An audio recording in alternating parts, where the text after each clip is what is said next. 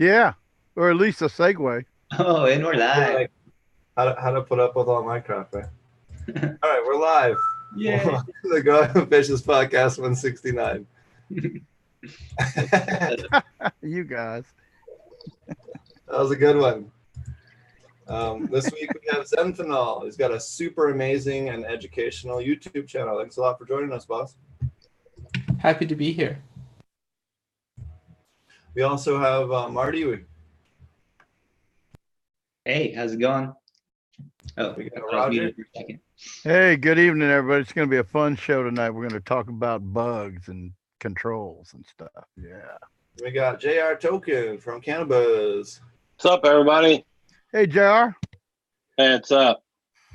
What's up, man? It was a fun having a sesh with you on Saturday, Sunday, whatever day that was. Sunday. Yeah, it was good meeting. It was good being able to link up. Yeah, man. Always good times hanging out with you and Fish Ganja Guy. Yeah, I know you like Fish's new place. Not bad, huh? Oh yeah, we filled it up with smoke quite well. Yeah, we did. That's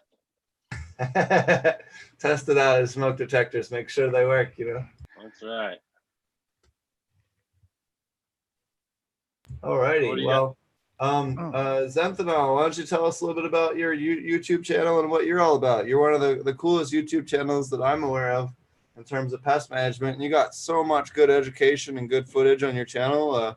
Please tell us more about it. Well, sure. So, well, for those who don't know, my name's Matthew. I don't have a problem with going by Zenthanol or anything like that, but my YouTube channel I started around 2014, and mainly it's a passion project because I was just so used to working in like the floricultural space, and I've been working with cannabis for about 9 years now, but more focused on cannabis for the last like 5 or 6. And I just felt like there was a lack of information with regards to like pest management, like organic, holistic, integrated pest management strategy. I mean, even more traditional crops. Well, I wouldn't say that hemp is a or cannabis is a non-traditional crop, but and even crops that had not been prohibited for a long time, like people are not getting into IPM as much as they could be. And so in the cannabis space, it was it was disappointing to see some people who just didn't really care. And it was refreshing to see over time how much that has kind of changed in the last few years. And so people have been really hungry for this information. And when I was younger, I used to think, oh, well, nobody's going to care about this when I get older. I should find something else to do. But it turns out that because not a lot of people care about bug stuff and it's important, it makes you really important, especially in California where it's an agricultural mecca. Yeah, so tell us more about some of the content that you have. Well, one video I'm actually working on currently that will be posted in a few days, or possibly even tonight if I get it all done, is it's about a pest that's going to be, I think that's going to be a problem if we don't work proactively, and that's the spotted lanternfly, which if you haven't heard, it's from China and Vietnam area of the world, and it really prefers Chinese sumac, which is a really common sort of ornamental tree that's pretty much everywhere in the United States. And this lanternfly feeds on like over 70 species of plants, especially like grapes and hops, and also cannabis, as well as like apple trees. In Pennsylvania, they've already caused like hundreds of thousands of dollars worth of damage, and they're in 4 states in the United States right now: Delaware, New Jersey, Virginia, and Pennsylvania. And they've been here since 2014. And my big concern is that it's going to be a problem for hemp going forward if we aren't able to contain and control it. Yeah, I had What never are we doing? heard about spotted lanternfly being a cannabis problem. This is really interesting. I know I've seen a lot of septoria, which especially at the scale, and a couple of different species of septoria this year, and a lot of new viruses that I hadn't seen, especially as well.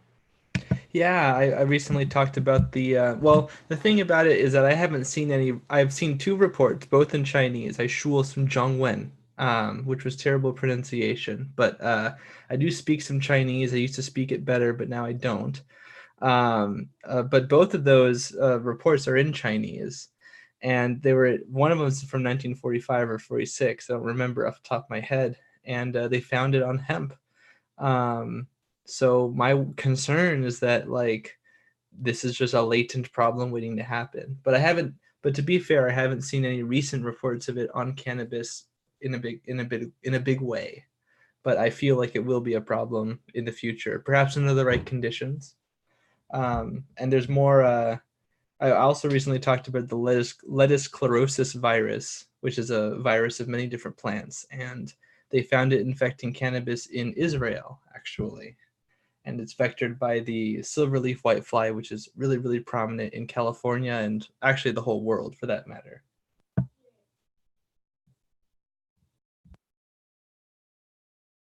So how do we kill those flies? So tell us more about this lettuce sclerosis virus. I've never even heard of it. So lettuce sclerosis virus is it was discovered in Southern California in the late, if I remember right, the late 80s. Yeah. And around the same time that Bemisia tabaci, the silverleaf whitefly, was becoming a problem. And the silverleaf whitefly has a lot of different predators and ways to control it.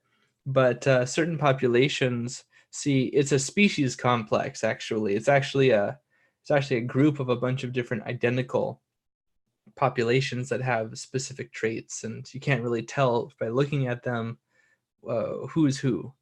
But certain populations are very resistant to pesticides. Other populations, or the same population, rather, what used to be called the Q biotype, but is now referred to by its origin moniker, which is like Mediterranean 1 or something like that, or maybe that's B, but it doesn't matter. The point is that there are lots of ways to combat it. You can use natural chemistries. For those that they aren't resistant to, you can use entomopathogenic fungi like Beauveria bassiana, which kills it by infecting it. But the lettuce sclerosis virus, the whitefly only has to feed on your plant for like an hour to transmit it. So even if you do kill the whiteflies, you're still likely to be infected by this incurable virus. At least it's incurable currently in all hosts that are known for it.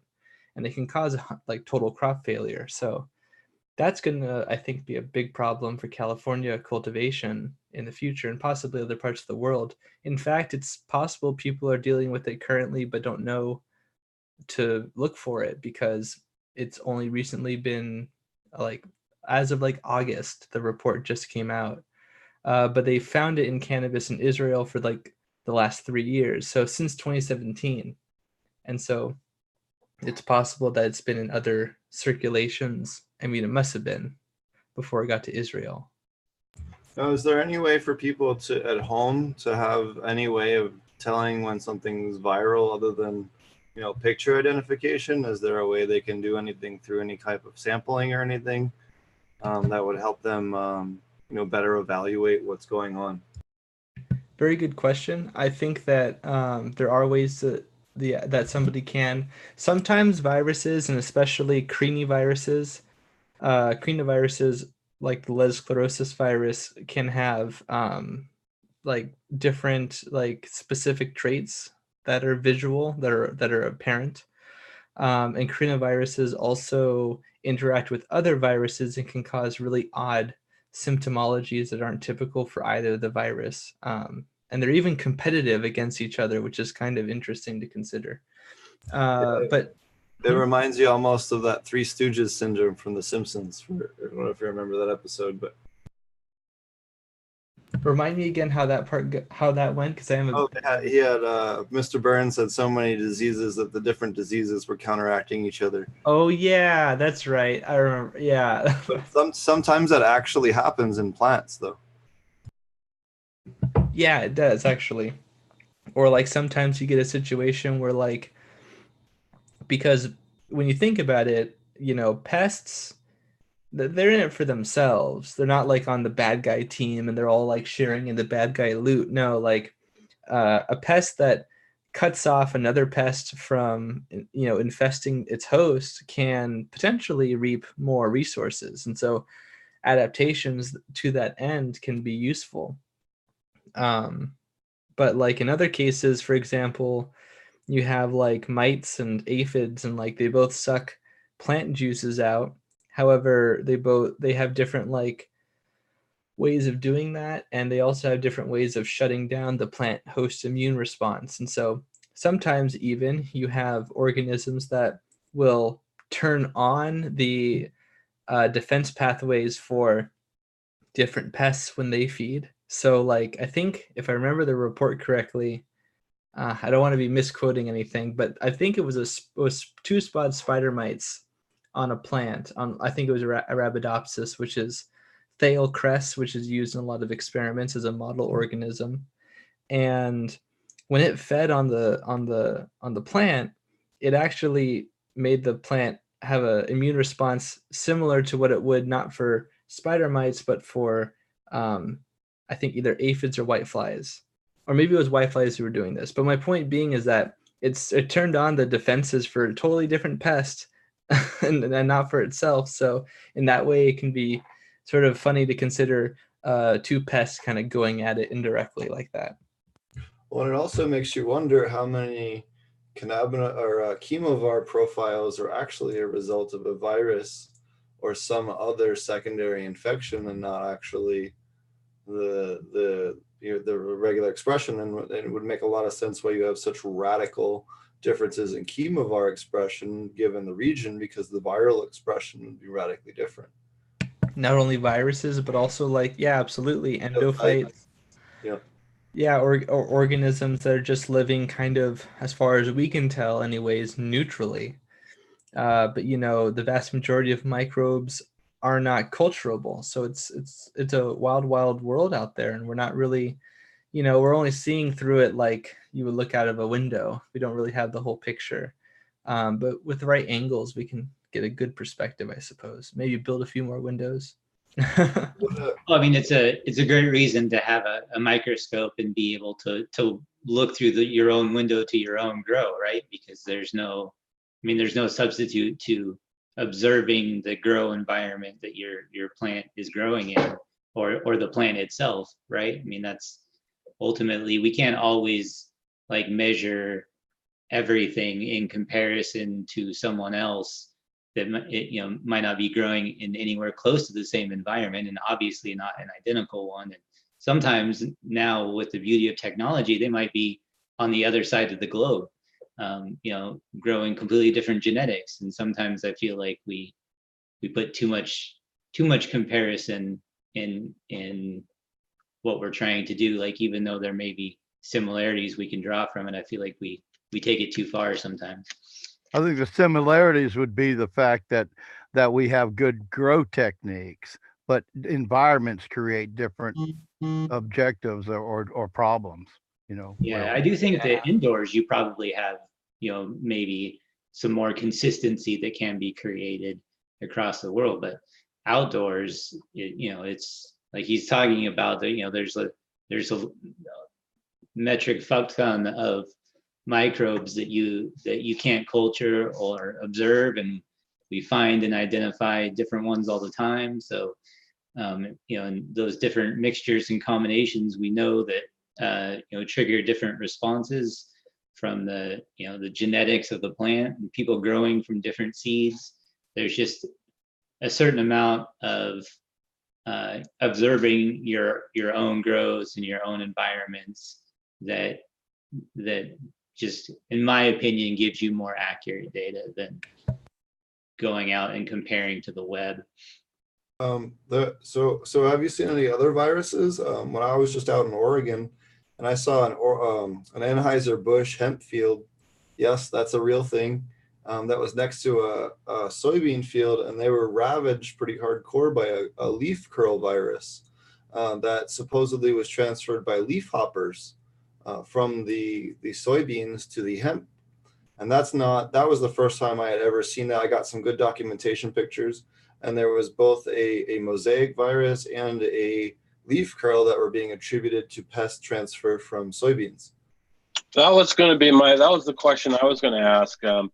If you have a vermin or a bug with a virus and it takes a bite into your plant, and it's infected with the virus, what happens inside the plant, and does it affect the entire plant, or is there places where xylem and phloem don't reach the plant, and are those areas safe? Or can you kind of tell us about how that works?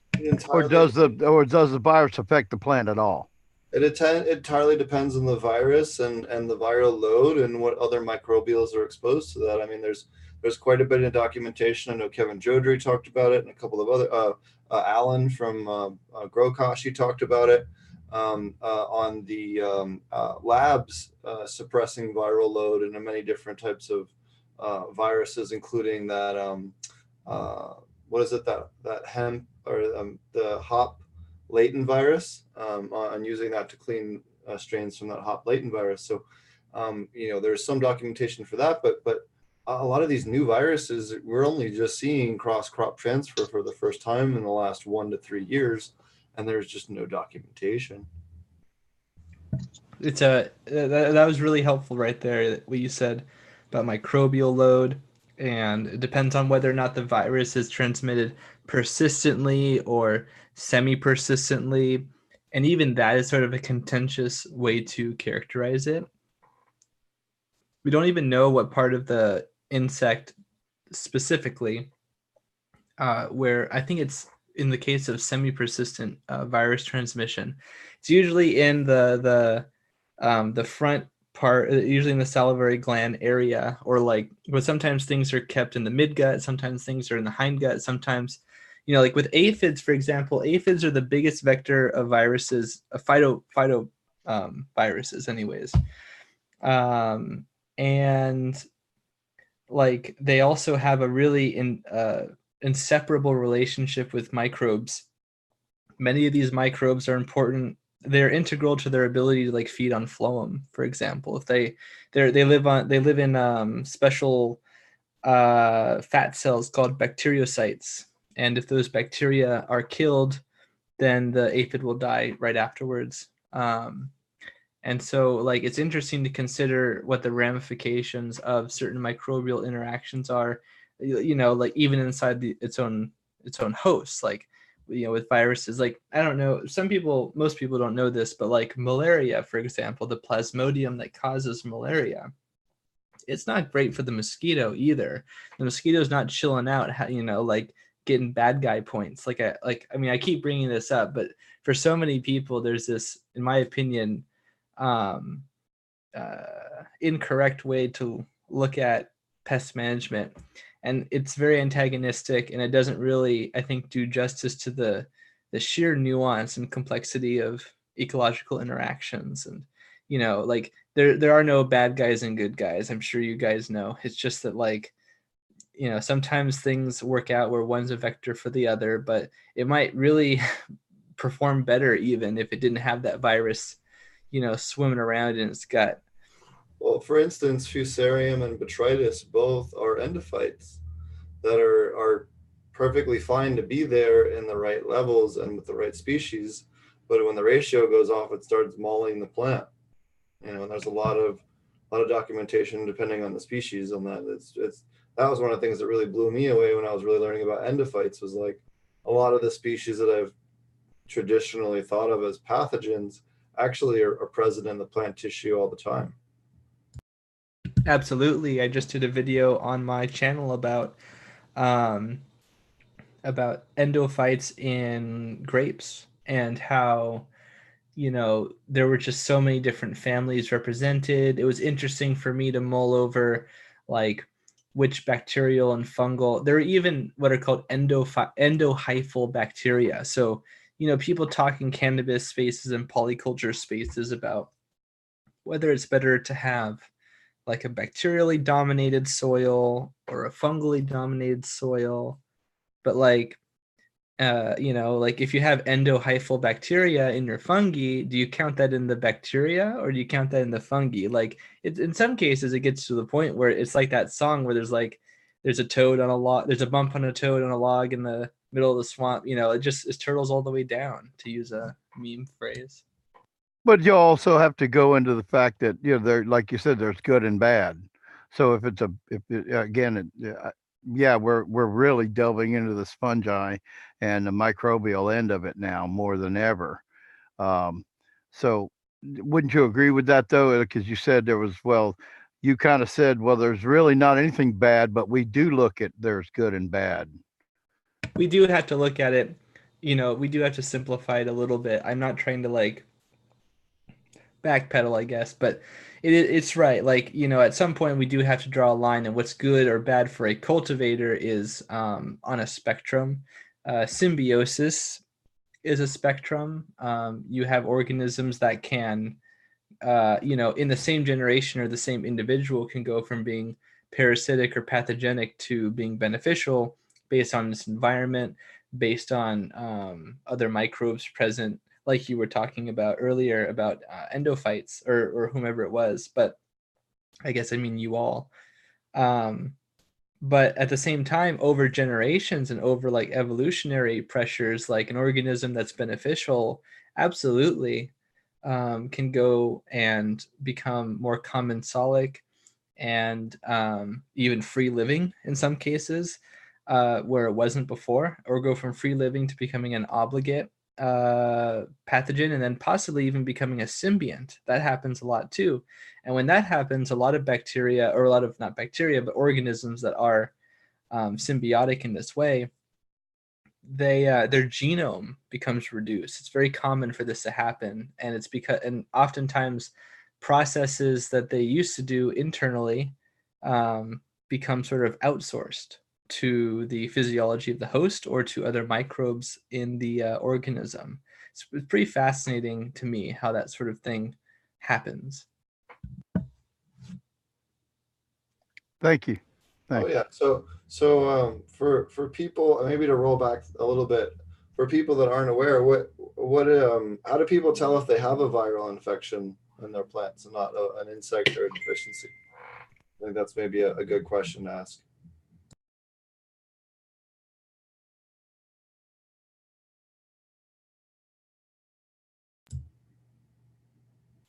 Are you there? Matthew? Sorry about that. I guess my mic was off. I was saying that it definitely depends on the virus. Like you were saying before, certain viruses have certain symptoms. Some viruses have no symptoms, like the cannabis cryptic virus, which I did a video on. Then you also have phytoplasmas, which are like a special kind of bacteria that are also transmitted by leafhoppers, and they cause like what's called witch's brooming, which is found in other plants too for phytoplasmas, and they cause like really weird chaotic growth and weird growth. I'm sure you guys have seen cannabis cultivars like on social media, perhaps, where people are like, "Wow, dude, look at this!" And it's like a fasciated, plant, and the stem is all flat, and the flower is like bilaterally symmetrical or whatever, or unilaterally. And that's cool, but that's also that can be caused by a genetic issue. That can be caused by just it being polyploid. It can be caused by a pathogen or hormone imbalance, and you really don't know unless you do like an analysis. And I think there was another question that was asked, is like, what can they do to assess that? And what they can do, in some places anyways, and your mileage may vary. I don't know every state and every province of the world, but if you can get like somebody to do like a bioassay, particularly like if you do suspect it to be a virus, you could possibly get a plant virologist to do it. And in places where maybe hemp is legal, there might be precedent to have like your local university extension come out and take a look. I'm sure somebody would love to write a paper about it. Yeah, that's a good point. Yep, your local. We always tell people that they ask how do I do this? I say, well, don't ask me, ask your local county agent, and that would lead to your local extension university that does agriculture. So tell us more about this cryptic virus you're talking about. Sure. So the cannabis cryptic virus is it gets its name because it's cryptic. There are no real symptoms to it.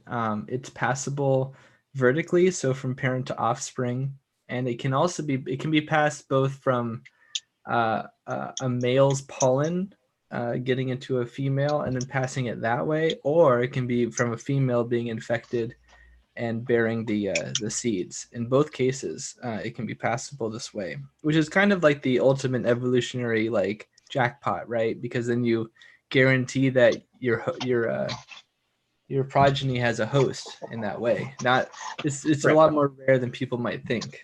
Like if anything survives, you survive, right? I mean, either you're killing everything or I'm coming with, basically, right? Basically, right? And that's how that symbiosis happens too, because over time, mutations occur and that sort of a thing, and then you become stuck with your host, and then maybe you perform a function, that doesn't even matter until like a new organism comes in and decides to like eat you, and oh no, like turns out the virus infects like a microbe in its gut and kills it, like, and that would confer a huge advantage, a fitness advantage, and that's how that happens. I mean, that's one of the ways it happens, at least. So we have like beneficial microbes in the way of like fungi and bacteria. Has there ever been a beneficial virus? I only know of one example, and it's what was it called? It's in the cannabis cryptic virus. It's funny you mentioned that because it was actually in the cannabis cryptic virus video where I mentioned it, because it was somewhat related. I think it was in the same family. I think it was Partitaviridae. But anyways, my point is that they found that it was a virus of white clover. I think it's called like white clover virus 1 or something. Is this the one that gave it THC? No, I believe that what you're referring to was some genetic material that's left over from like an ancient sort of like for example, in our DNA, like about 1 to 1.5 or 2% of our DNA is viral from long way before we became, species or even as great apes. Right. And the ARC genes are important for our short-term memory, for example, and those were from viruses long time ago. So wasn't there an article not that long ago that talked about that it was that the presence of THC in cannabis was the result of a viral infection, like you're talking about millions of years ago or whatever? Not only is THC and cannabinoid synthesis a result of a viral infection, the fact that we have boys and girls of anything, the genes responsible for making a creature male or female has also been linked to viral DNA. Oh, so like separate, you mean, as opposed to like the ability to exchange DNA in that male-female construct, even at a microbial level.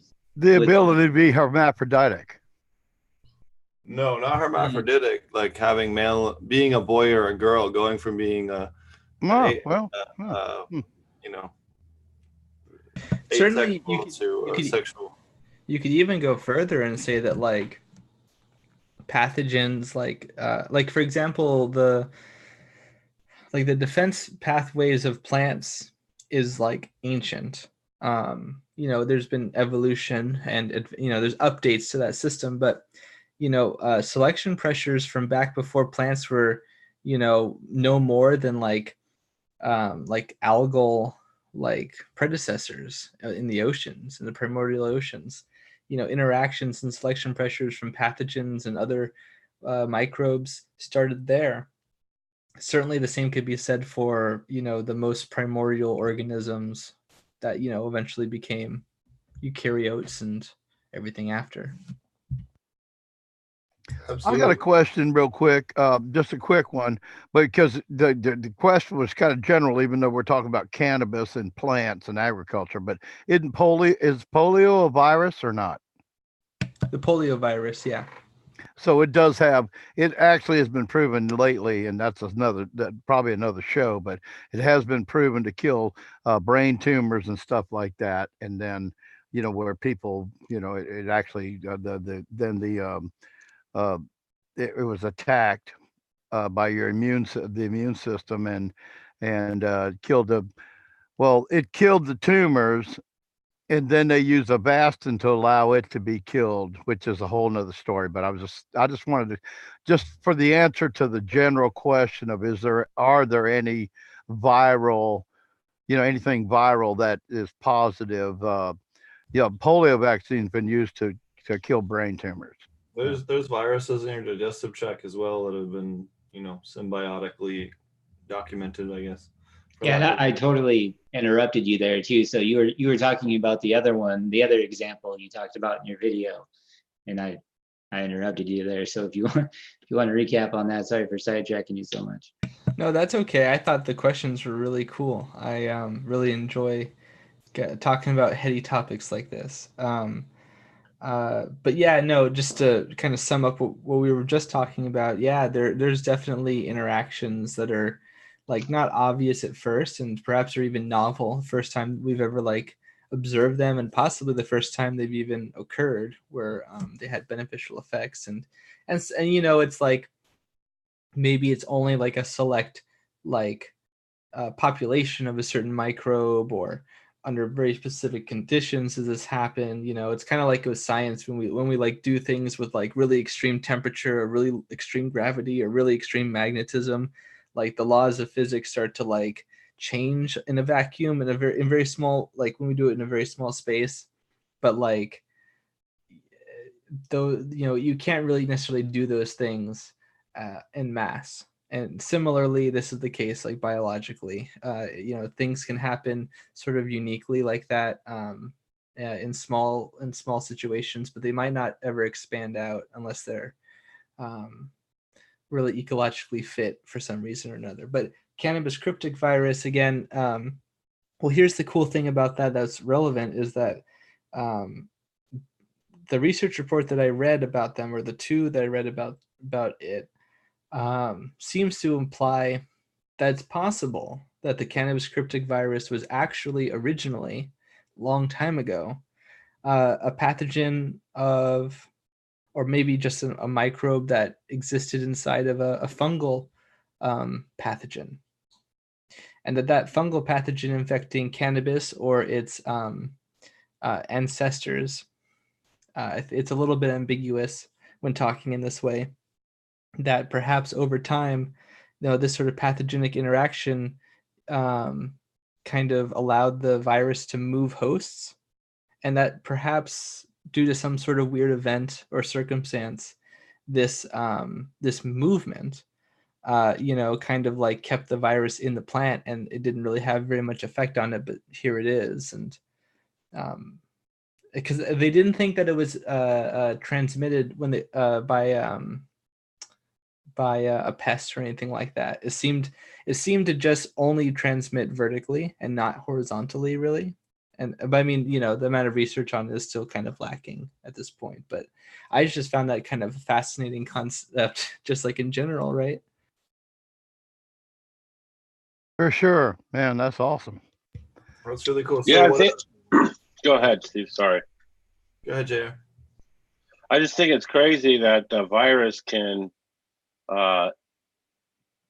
interject DNA into our species and change maybe certain aspects of our physiology just from its influence.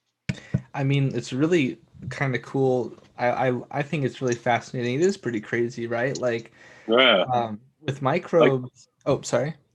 Well, wait a minute. It's got its own DNA and all, right? So, I mean, anything that's introduced to your body could change your body.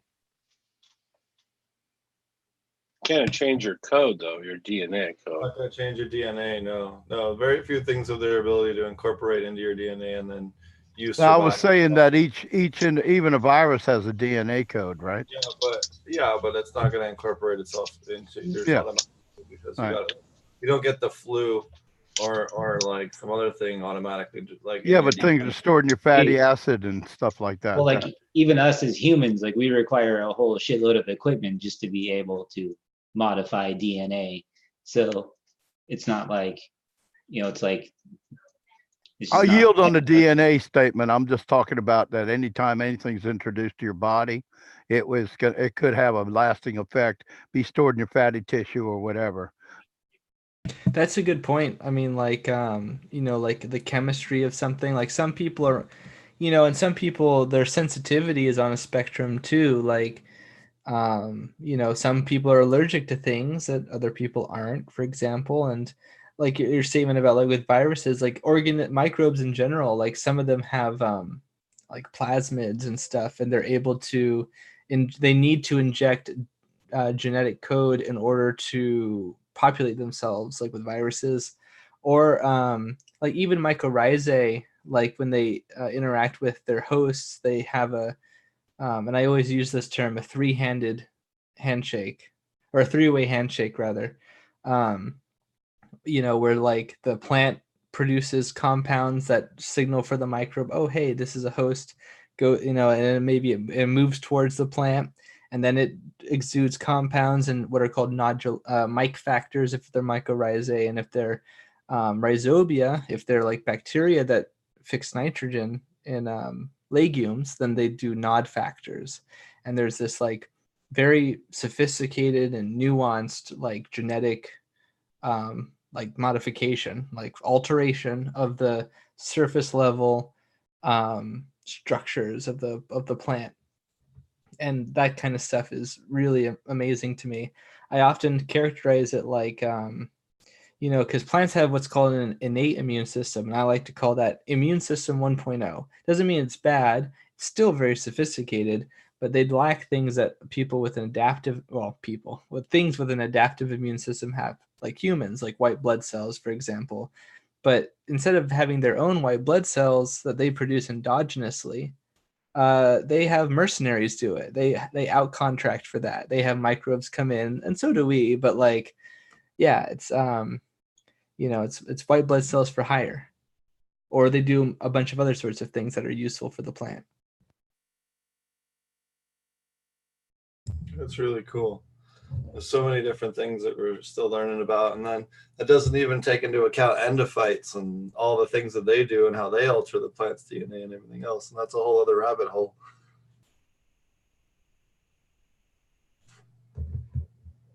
Well, Steve, weren't you talking about just a couple, maybe a few shows ago? Fuck, I don't remember. They all kind of run together. There's been a lot of them now. But you were talking about like exposing different cultivars to produce like higher levels of certain cannabinoids or terpenes, and like exposing CBG and all. Yeah. Mike West was talking about that, about increasing CBL levels through the intentional infection of powdery mildew, which I thought was completely insane but really cool. Oh yeah, that was really awesome when he was talking about how that turned out. There was an accident, but they tested it and they found it. And as we discussed, there's even CBs and levels of that we still haven't even found yet, or found a way to find them. Right. So.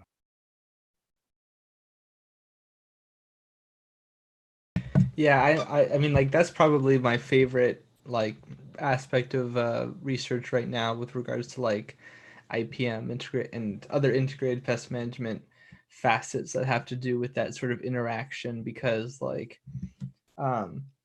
whether it's the formulation of like a natural chemistry that we want to use, or like whether it's understanding that like we mentioned symbiosis and like viruses and benefits and detriments, but like for example in the pea aphid, so the pea aphid has the ability to harvest solar energy, not quite the same as photosynthesis, but it is able to harvest solar energy and make it usable as cellular energy. And it's able to do this due to have viral DNA from like an ancient interaction a long time ago. it has this really cool ability, and it can also biosynthesize carotenoids, which not a lot of animals can do, if I remember right. But what it also has are bacteria, and some of those bacteria are beneficial, and a subset of those bacteria have themselves a particular what's it called? P aphid, APSE or something like that, and it's like a particular symbiont that is able to kill parasitic wasp eggs. So when this parasitic wasp comes in and lays an egg in the aphid, there's a symbiont that kills that egg, like 60% of the time.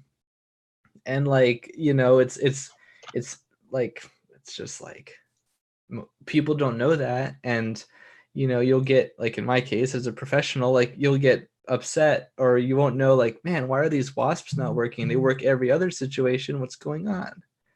And you know, we wouldn't know that if we didn't do that research. And it's just one of those really nuanced things that you either know or you don't, and you couldn't possibly know it if you didn't like look at its like genome or something.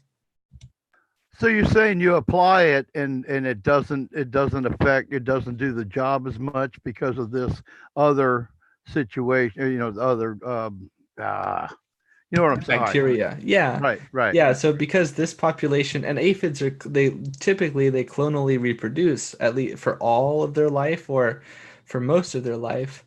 And yeah, so these bacteria are just passed into their clones. You know, it's essentially the same, like it's functionally the same as like having like a genetic modification that modulates their genes, because essentially that's what happens. It has its own genome, and or like the mitochondria in the cell, right? Like you know, it's the mitochondria have their own DNA, and that's because of that it's believed that mitochondria were a free living microbe, you know, millions of years ago, and they became symbiotic with our, you know, unicellular ancestors, and they caused the organism to outperform others, and here we are still with them after all this time.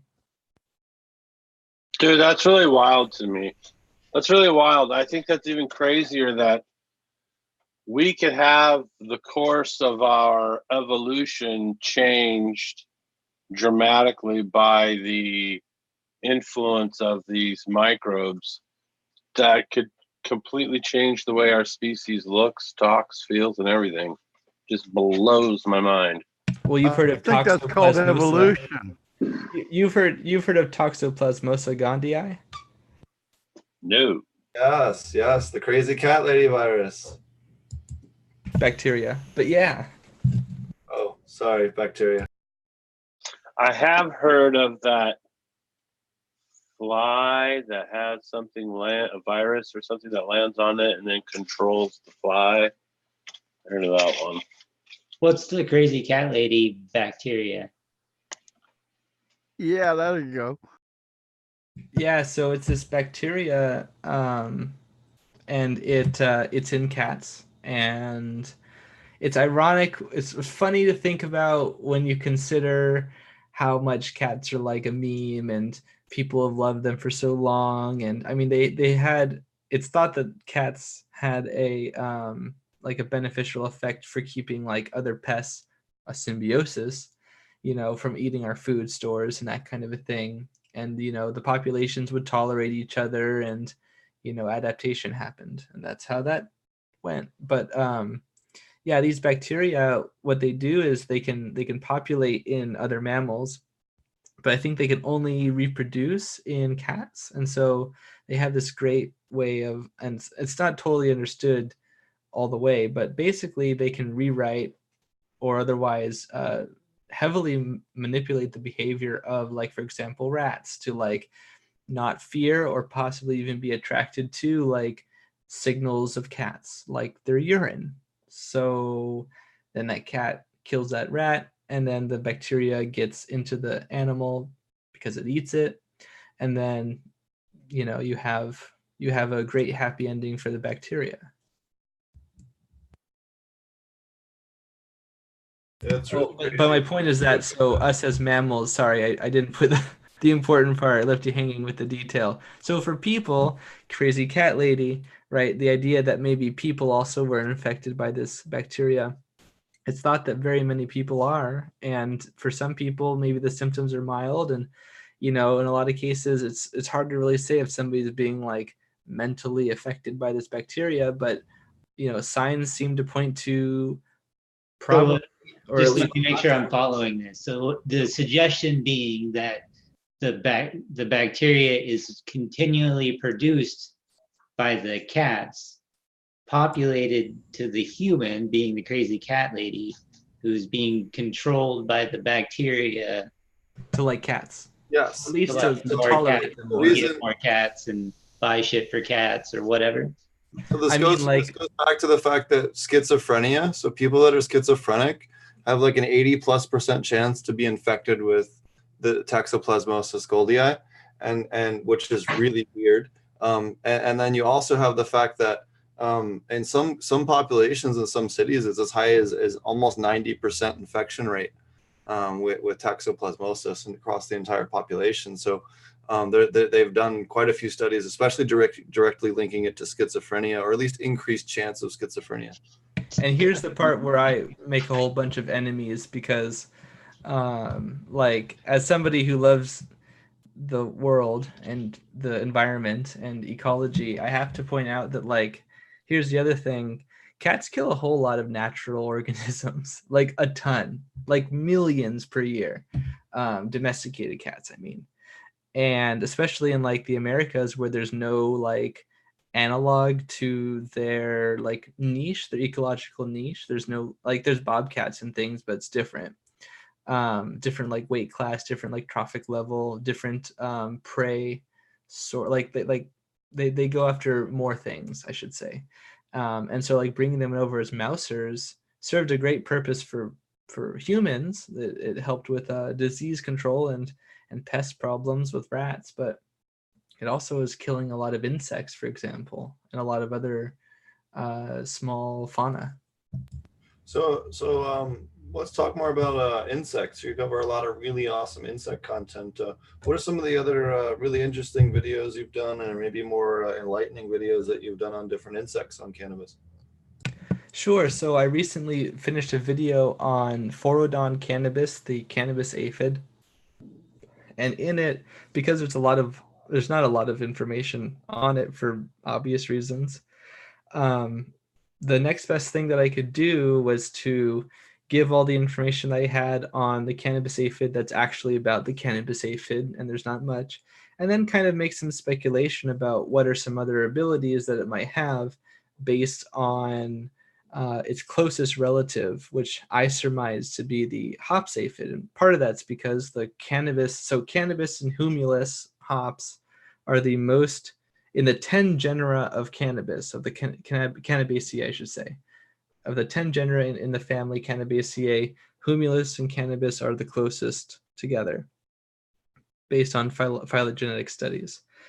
And so, perhaps unsurprisingly, Phorodon, the genus of aphid, we have Phorodon humuli, which is the hops aphid, or the hop aphid, and we have Phorodon cannabis of cannabis. And Phorodon humuli feeds on two main hosts, hops, and prunus species, so like stone fruits, like nectarines and that kind of a thing. And they host alternate. Phorodon cannabis, as far as we know, doesn't. And so, but we know that like physiologically, because they come from the same genus, they probably have a lot of similarities, And so one of them is like for Phorodon humuli, when they migrate, they have a sensitivity to like beta caryophyllene, and they use that to like kind of home in on their hops targets for a population dispersal when they're up in the air.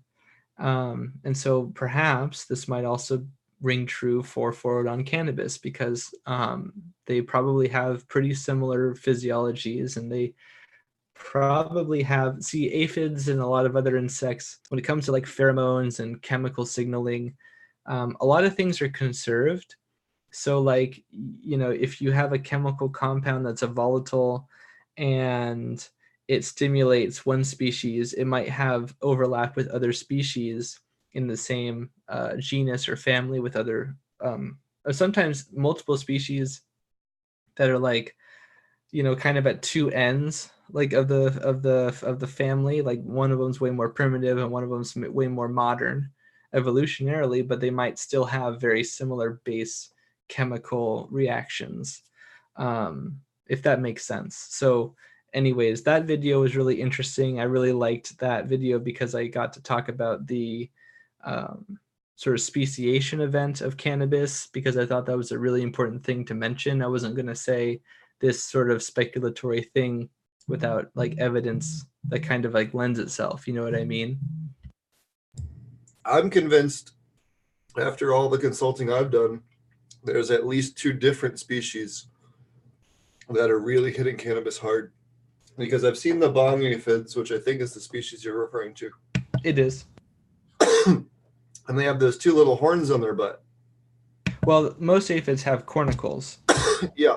But those 2 hops or all Phorodon, but also Phorodon cannabis and Phorodon humuli, they both have these antennal tubercles, they're called, and they're situated on the antennae, and they kind of look like little trichomes. In my video, I mentioned those as well, so that people can like watch out for them, because it's one of the only sort of like semi-diagnostic characteristics. Of course, you know, we've never documented hops aphid on cannabis, so you can make that sort of contextual point. But technically, if a hops aphid were to adapt, because aphids are great at adapting, I guess technically then you wouldn't be able to tell the difference by physical visuals. You'd have to mount it.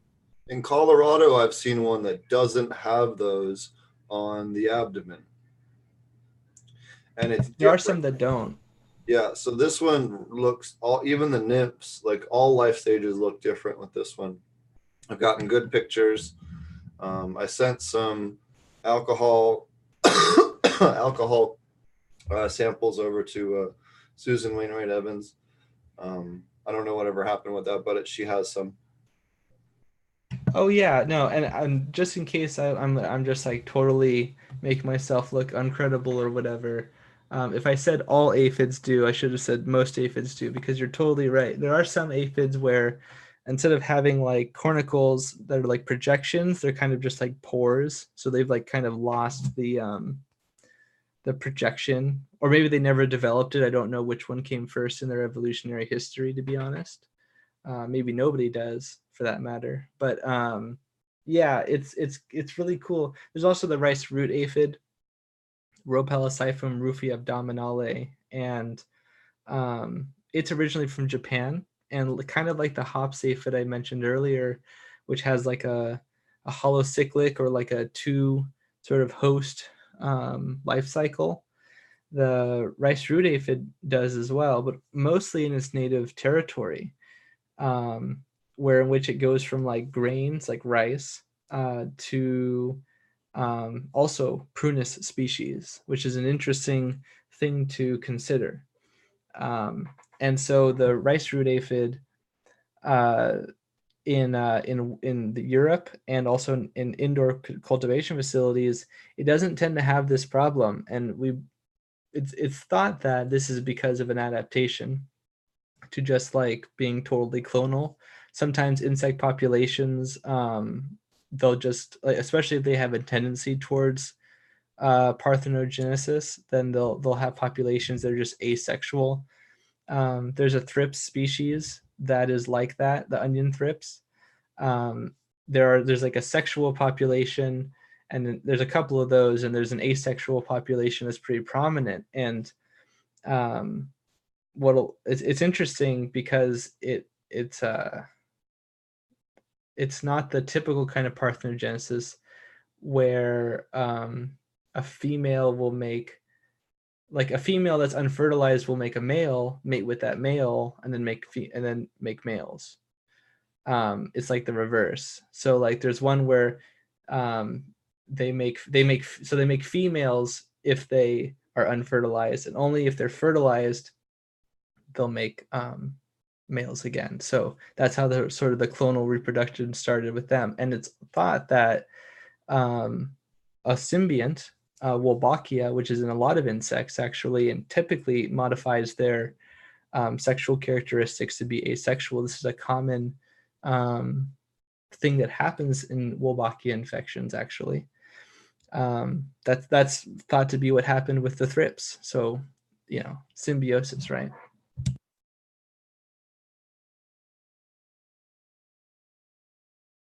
So what other insects, aside from the aphids, have you done or found to be pretty unique? It's interesting. You talked about onion thrips. A lot of people don't know that onion thrips are really the one that attacks cannabis, not Western flower thrips, which is often published. I mean, I've seen Western flower thrips on cannabis myself, but you're right to say that like it's not enough to just say it is Western flower thrips or it is of any other species. Like you want somebody to like take a look. If you're unsure, sometimes from the markings. Like I've seen bean thrips on cannabis, for example, and when I was up in Humboldt, I saw orothrips, which is not typically a pest, but it's usually on oak, and I saw those on cannabis, and that was kind of fascinating.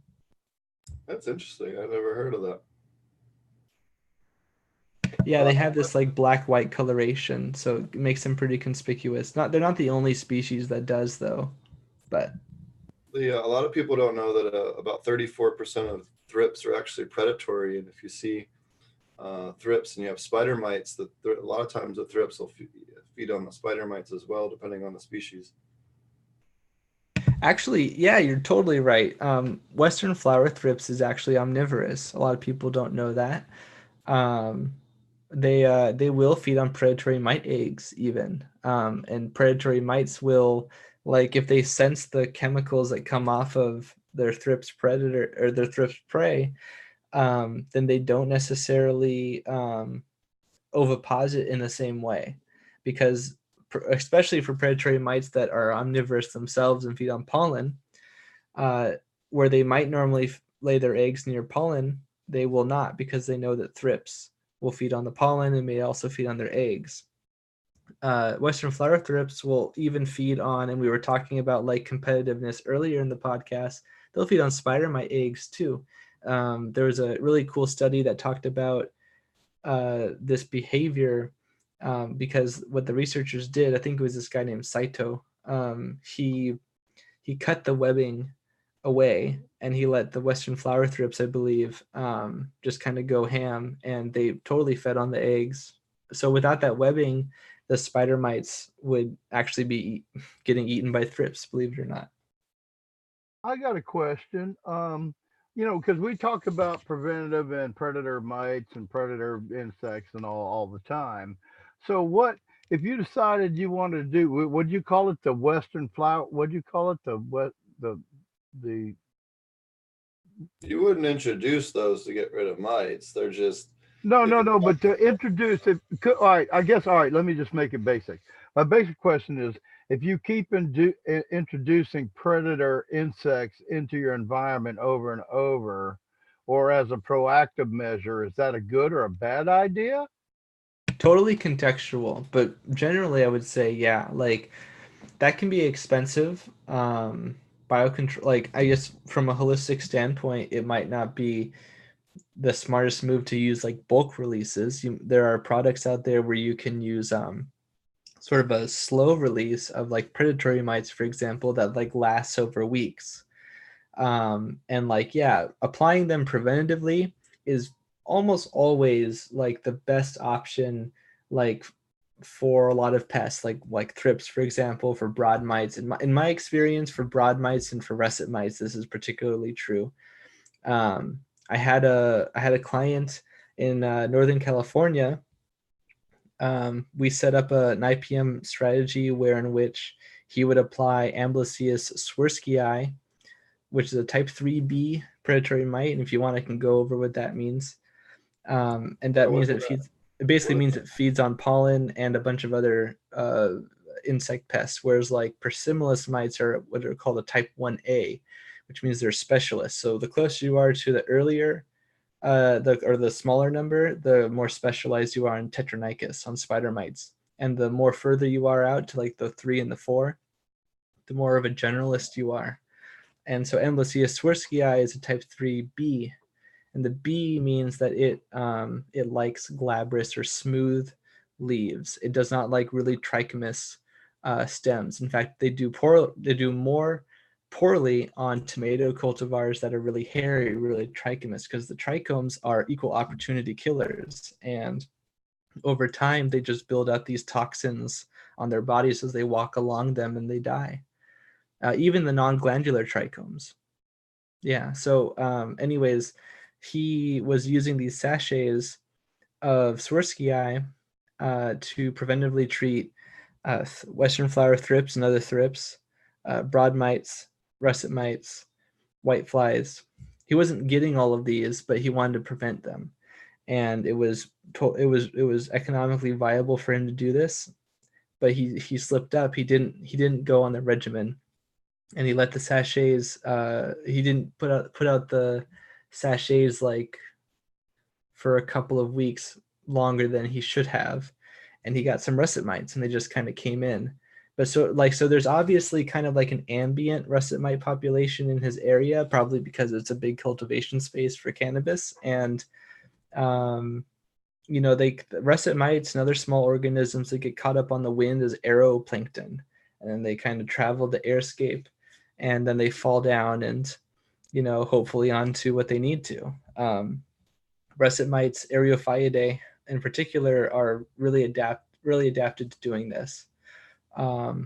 There's like over 5,000 species of russet mites, and a bunch of them were found simply by putting out like dish trays of water, and then like putting them on skyscrapers and catching them as they fell out of the atmosphere. So it's literally raining bugs, a lot more than people think. And so these predatory mites, he got back on the schedule, and they went away. He used a few bulk releases of the predatory mites to kind of get them in check, and then he started applying the sachets, and now they're doing well. So yeah, having a proactive population is good. So what is your go-to for russets? These predatory mites, Amblysia swirsky. My go-to for russets is to preventively apply biocontrols if you can afford to do so. Usually as sachets, usually depending on the distributor. It's not always like accurate what the distributor says, how long the packets will last you, because it's really dependent on your environment. If it's hotter or more humid, or there's other factors, then it might cause the mites to like get out of the packet faster or something. So I usually like to keep it really tight at like 6 weeks. Like some people say 8 weeks, some people say theirs last for 10 weeks. I like to say 6 weeks because it's worth your time. If you save 1 or 2 plants, like it basically pays for itself in cannabis terms anyways. So it's usually worth it to do that. And then they'll also feed on pollen. And so if you grow like ornamental peppers, or if you companion plant with other plants that produce a lot of pollen, there's great research that shows Amblysia swirsky and other predatory type 3 mites like Neosilius cucumeris is another one. They'll feed on the pollen, and they'll reproduce, and they'll be very fecund, and you'll get, like, in my experience and even in research reports, I've definitely observed like a 3 times or even like a 4 times increase in population, simply because of the pollen production that they're able to eat. Because see, females, they have to really wrangle their prey. When you think about it, they're like the same size. So it's like a tiger going after, like, usually predators play it safe. They don't usually go after a fair fight, because that's what suckers do. That's a great way to get injured and die. Using technical like metaphors here, but like when the females don't have to do that, they can just gorge themselves on proteinaceous pollen, and they can totally feed off of that and reproduce. And but their best diet is on a mixture of both. So they'll feed a bunch on pollen, and then they'll the physiological desire to go out and get a blood meal, and then they will kind of have the best of both worlds. Meanwhile, you have a larger army to be garrisoned in your plants. Does this equate at all to like with ladybugs? Say you release ladybugs, and they leave if there's nothing to eat. So what you're saying is that this would be a predator that, if you understand where I'm getting at here, Yeah. that has other sources of a way to stick around. So if you companion plant with a certain pollen producing other, companion plants. So yeah, I'm sorry to be redundant, but um, so I think you would know what I'm asking. I think so. Yeah, there's like definitely you can apply other biocontrol agents preventatively. The thing is that it's even more expensive if you can't like keep them sustained in your if you're doing it weekly, like that's a lot of money. Like there's a floriculturalist I've worked with, and their biocontrol, yeah, like their IPM biocontrol like cost per year was like $100,000 for like 8.5 acres or so of cut flowers. So that was egregious, and we were able to bring that down by like being more strategic with the usage and kind of putting more out when we knew the seasonal. So that's why crop scouting is so important. Like if you don't check your plants, if you don't record your pests, if you don't know what they are, and especially if you don't record when they come up, and you don't have that like on some sort of a platform that's easy for you to reference, like paper is fine, but you're probably not going to go through the files, and like it's really hard to put it all together. But if you have like an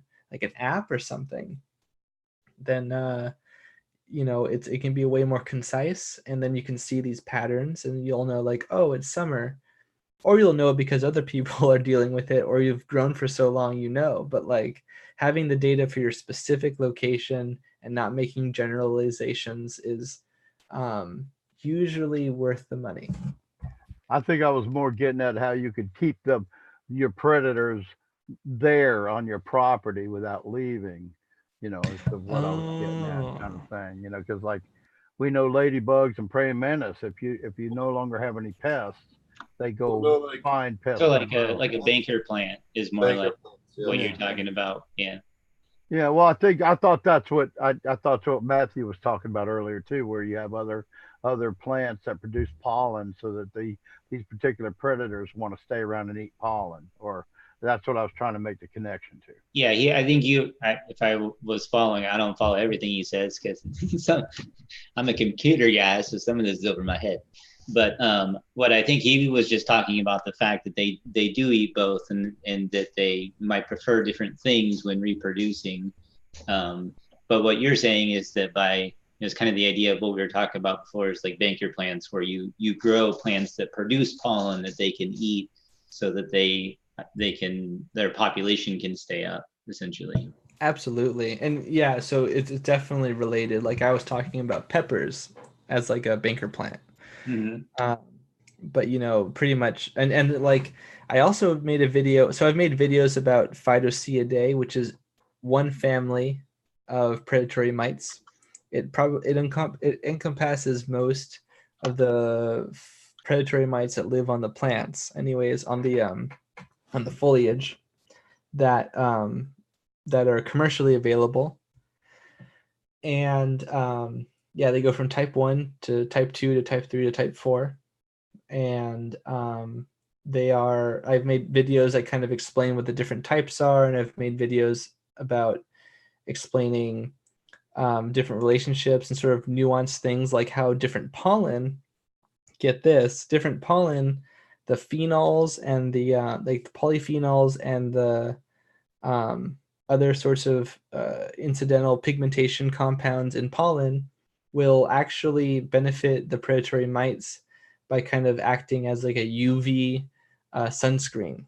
And a lot of these predatory mites are either blind or basically blind functionally, and so they don't like the sunlight. That's one of the things that they can detect a lot of the time, or they have a very simple physiology, and so Like if it gets too dry, then their eggs will die, or if it gets too dry, then they will die. And so having the right microclimate is important, but also like if you're able to give them prophylactic pollen that benefits their UV protection, then they might be able to do better in sunnier conditions. And if they're already adapted to that area and then you give them even better food source, then they'll do that much better. And like those are the little bits of esoterica that I really find fascinating.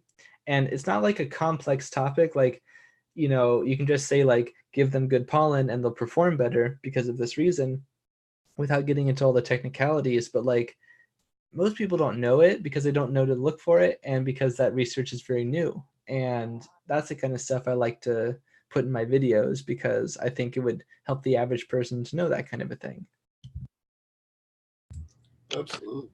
I think another thing that banker plants really help with is like keeping tabs on populations, because it can be difficult to find, small, fast-moving insects under a microscope if you're just kind of cruising about your grow. But if you have some banker plants that you've had in your grow for a little while that they've been able to sort of like, colonize, then it's, you at least have that as a reference for a population, even if you're having a hard time finding them crawling around, especially That's for true. novices like myself.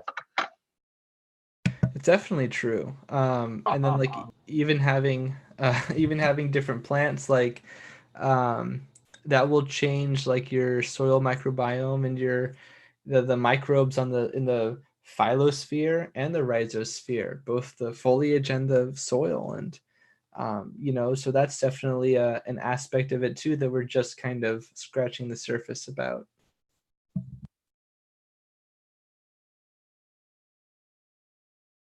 So what are some of the other most common insects you get asked about? So definitely russet mites are a big one. Root aphids are a big one. The cannabis aphid's getting a lot more heat. There's a lot more problems with it in California. A lot of people have been hearing about it, but it's in other parts of the United States. I think the big scare is usually, for me, root aphids or russet mites, which is probably going to be not surprising at all to anyone in the audience. White flies for a long time, and perhaps recently, I think it will change because of the revelation I mentioned earlier about the lettuce sclerosis virus that transmits to cannabis. White flies weren't really a huge problem in my experience, but I only have a section of the people who I talk to who cultivate cannabis, right? A very small fraction. And that's a huge ornamentals pest. It's a huge residential pest. So it wouldn't surprise me that would become more of a problem in cannabis, partly because it's pretty much everywhere, and partly because biosecurity practices. I mean, you mentioned, one of you mentioned that you do computers, and so like if you do any information security or IT or whatever, I know that like security through obscurity is the worst kind of security, for one, and for another, like like the better, my understanding is that the better your security, the worse the user interface is, generally speaking, because things that are naturally easy are going to be easier to exploit. And the same is true for biosecurity. Yeah, it's very true. I mean, and like the similarities is sort of what brought me to aquaponics, is having a like a different outlet that wasn't like monitor output, basically. And interacting more with nature. But yeah, it's absolutely true that the simpler that you make the interface for the user, the easier it is to duplicate the interaction. And that's really, there has to be a certain level of complexity. So meeting it, sort of requires creativity, like finding a user interface that's complex enough to be secure but still usable is really kind of, the problem that you're trying to solve in software all the time anyway. And really across the board, like even in like, whether you're talking about like VPNs or remote access or, logging in to check your email at work, or preventing someone to log in and check their email at work, like all of those things come into play all the time. I love that. Yeah. I mean, I think it's both of those things that makes both of those topics something I really like. I really enjoy learning about physical security and also, digital security. And I find that the metaphors are very, very parallel, because fundamentally we're talking about, in the abstract, we're talking about access and influence, essentially, right? And so whether we're talking about symbioses or whether we're talking about actual computer viruses or a Trojan or an exploit, plant pathogens produce, or pests for that matter. I mean, if you're a big computer person, there's a ton of parallels. It'd be really easy for you to see, not you in particular, but for the universal you, to see those parallels. Like, an aphid will be sucking on a plant, and it'll, in its saliva, it'll have toxins that it produces, and those toxins will have, some of them will be like phytohormones, and they'll cause the plant to curl in on itself, and the leaves will curl. Not all aphids do this, and not all aphids have the same effect on different plants because they have a different operating system, right? And so, the plants that curl over, well, they might produce a pseudogall, it's called, and that pseudogall, well, it only creates like a little aperture for the aphid to get in and out, and ladybugs might not be able to get in and eat them. And so that confers a benefit, and that's going to be conserved. It's like the hacking process, basically. It's like if you want to look at it on a networking sort of metaphor, it's kind of, if you look at the, again, I don't want to label them the bad guys, but if you look at the aphids as, essentially Black the hackers that are trying to get in, right? That's what they're, ultimately trying to do. They're not trying to curl your leaves. They just want to eat, like it's not, it's not. But I guess you could say like the genetic code that is their software, right? And it's to allow them to do that.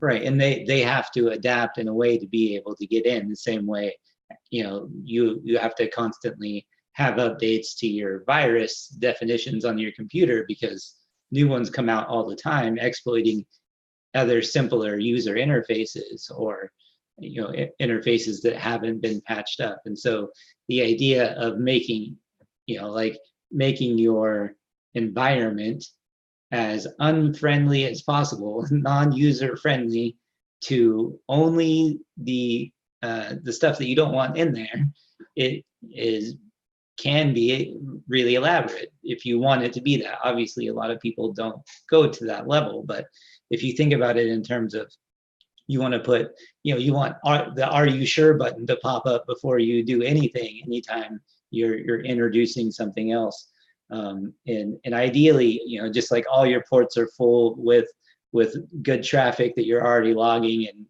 there's really like no place for anything to get in. That's still going to be your ideal situation. There is no user interface, and that's kind of the way that I look at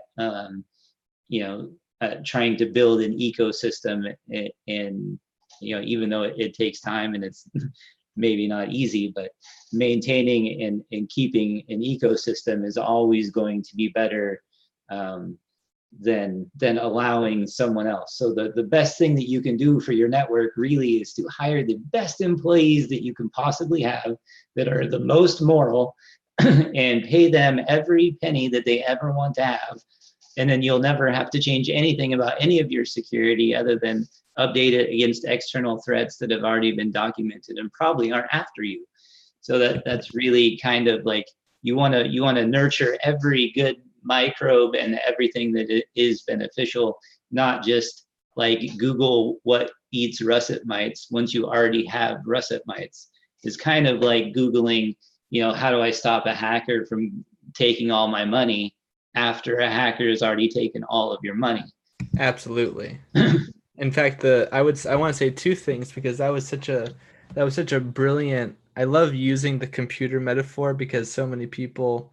I'm not going to make a value judgment about it. I think it's great that people are computer literate. I think it's an important thing for society as we go further. Things get more technological, but I think that's a great metaphor. The metaphor even extends further, I think, when you consider like legacy code. Like that's what all evolution basically is. It is what genetic code is. It's legacy code. It continues to build up on itself. Sometimes there's some edits. Sometimes there's some copy errors. Sometimes there's some, and I'm of course not the first person to make this metaphor. Of course, I don't want anyone coming across or thinking that I'm coming across as like, smart for that. I'm not the first person to do it. It's not trademarked or anything. Not trademarked, right? But it's Yeah, definitely a good idea. It's definitely a cool metaphor. Yeah, for sure. And I think I wanted to say also that oh, I forgot it. I lost it. Were you going to say something? No, just that I totally understand what you're saying about it being outdated code, and that's the way that I look at it. Is if your ecosystem has already been updated, then hopefully if a russet mite wanders into your garden, there's already something there to eat it before it ever reproduces. And that's really the exact way that you approach virus security, because there's no way that you can protect against viruses that aren't already known. But the best thing to do is to protect against every virus that is known and patch up every exploit and hole that exists in old code, or better yet, don't use old code. Yeah, absolutely. And then also to not just use, to just deny the things so that like you can't, like the things that would allow you to get a virus at all, or at least to suppress that. I've known a few people, and I've definitely, I really appreciate giving people the opportunity to do this for their own work staff. If their work staff grows plants, if their work staff, especially if they cultivate cannabis, if you have the funds to do it, maybe, when you're out ordering your biocontrol agents, maybe order a few more for your workers and give them to them and let them use them so that they don't bring anything back into you. I think the cost benefit analysis works for that one. You talking about dragging stuff from your property to somebody else's property? Yeah, well, essentially, if you're like buying like predatory mites, for example, and you're going to buy them anyways, and you know that your work staff, if you know that a population of your work staff also grows cannabis and might also be liable as vectors, or they might not get a pest, but they get a pest from the cultivation facility, go back home, and then come back with it. Like some Galapagos Island stuff, like, it might be. It's just like, all right. So that you are kind of talking about what I thought you were talking about.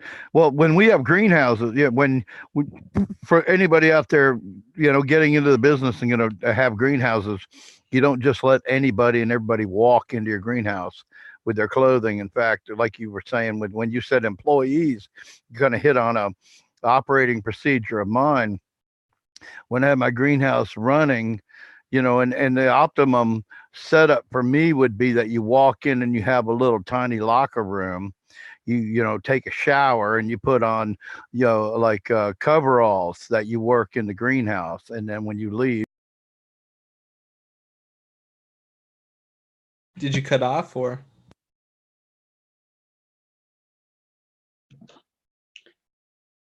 Roger, you muted. Oh, interesting. Okay. We can't hear you, or are you done, or? I don't know. Oh, I'm sorry. I got muted somehow. I thought I was on. All right. So what did you last hear? I'm sorry. I got muted. What I was getting at is the fact that like an operating procedure we've done in our greenhouses for produce for a long time. You don't allow any and everybody to walk through your greenhouse and bring in, insects or, mildew or whatever. And a good way to do that for people that are out there wanting to get into the hemp industry or anything else is make sure you have a room where people, you could even go this far, and I wouldn't have a problem doing this. You go you want to have double doors, and you want to have positive air pressure, and make sure that you have all that set up, as part of your biosecurity for any facility. But um, we'll move on. So what are some of the other big issues you're seeing? You talked about rice root aphids. How would you go about getting rid of those? One of the things that a lot of people overlook because they're not familiar with the root aphid physiology or how its life cycle operates is that it goes on the cannabis, sure, but it also feeds on many other plants, particularly prunus, but also, and in my video that I mentioned a bunch of different species. One of the big ones is like wheat. It's a big pest also, like if you're in places where they grow a lot of wheat, where they grow a lot of rye, where rye is rye one of them. Now oats, yeah, barley, yeah. But like where they grow a lot of these grain plants, rice root aphid was a problem for them way before they were a problem for cannabis, at least documented, especially like recently. And so if you're able to cull or recognize some of those host plants, then get rid of them. Unless they're doing something for you that's like worth the liable risk, which is fine. Like I know people who are very attached to their ornamentals, or they're very attached to certain plants because they provide food for the people like living on the farm, or because any number of reasons. I'm not gonna, it's not my job necessarily to tell people like what they need to do, just that what they could do. And like if that's worth their cost benefit analysis, like no problem, then that's part of the plan. But like, ideally you wouldn't keep the non-necessary host plants in the area unless there was some reason you couldn't. Of course, outside of your own property, there's not a whole lot you can do except for collaborate, hopefully, with neighbors. Sometimes you can build a good rapport with them, and just having that teamwork. If you're able to foster that connectedness with like agriculturalists to your left and your right, then that can be really useful. And I've seen that in places where that's been really great. And I've seen places where they really don't talk with each other, and they'll always be like, oh man, that guy, he constantly gets whatever, and or powdery mildew or botrytis or something, and like they can't really affect that giant mass of powdery mildew or inoculum that's right across their fence line. That was a bit of a tangent, I suppose. No, it's fine. They've been one of the harder things. I've had luck with Basana or Bavaria basania, and then nematodes, and then H. miles combo seems to work relatively well. But what was that first part? Oh, that Bavaria basania. Oh yeah, the Bavaria. And then the Stratiolaelaps, or what is it? Stratiolaelaps schimatus, or most people know it as H. miles, and then nematodes. But what are that's what I've had really good luck with. Yeah, I definitely have had the best luck with the Bavaria bassiana, doing like a soil drench, and just really making sure. And you can, I mean, like you can get really creative too. If you're an indoor facility, you can you can exploit another aspect of their physiology, which is their heat intolerance. Most insects are exotherms. Exotherms are unable to, generally speaking, regulate their internal body temperature like we can through like sweating and things like that. And so aphids, like rice root aphids, there are research reports, and in my video I go over these life table aspects that like basically after like 30 degrees Celsius, like they start to have molting problems. Like it just gets too hot for them. Like when they're exposed to heat that's really that bad, they're going to try to find a place to cool off, and maybe they're able to find a microclimate where they're able to subsist. But if you're trying to like clear out a room and there's no plants or food there, you can use this as a strategy to make it worse for them. Ultraviolet radiation is also not great for them, although some aphids are more susceptible than others. But I guess my point is that like you can use combinations of like high temperature and like a biocontrol agent like Beauveria bassiana. And maybe even if you turn up the humidity and the heat, then you can really make things great for Beauveria, because as an ascomycete fungus, if I remember correctly, Beauveria bassiana does a lot better over a certain humidity threshold, like a lot of fungi do. And the increased heat might also help with colonization. Beauveria bassiana also exists as an endophyte too in many plants. So that's another really cool aspect of its use. Yeah, I didn't know that was an endophyte as well. That's really cool. Is that how it was isolated to begin with, or?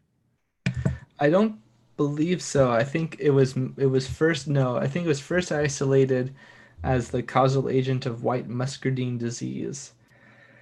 And I think that it was on, if I remember my bug lore, I think that it was on silkworms, or that might have been a different pathogen. But the one that's in products where the isolate is GHA, that stands for grasshopper active, and it was isolated, I think first isolated from a culture that was on Diabrotica spotted cucumber beetle.